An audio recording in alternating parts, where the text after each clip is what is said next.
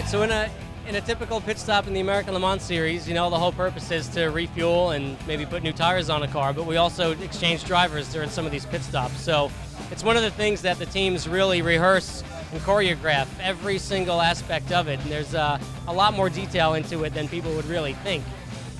There's specific timing for everything. No one can go over the pit wall before the car comes to a complete stop.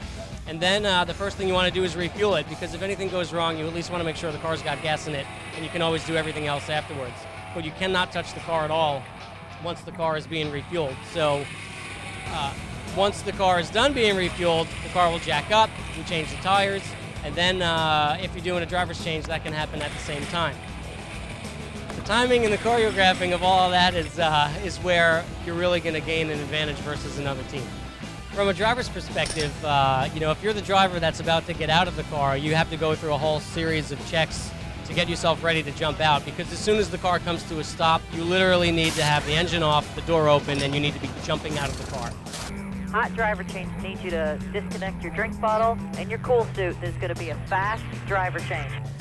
Once we're going down pit lane and we approach our box is when we're trying to get everything done so that once the car stops, we can unbuckle, disconnect the remainders, jump out.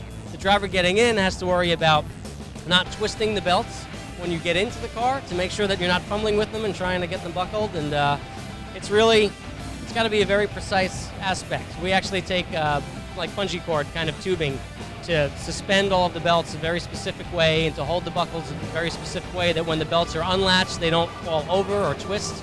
And we practice a lot. You know, every team, every driver, every crew, we practice pit stops as often as we can, because you can make or break your race in 10 seconds or less.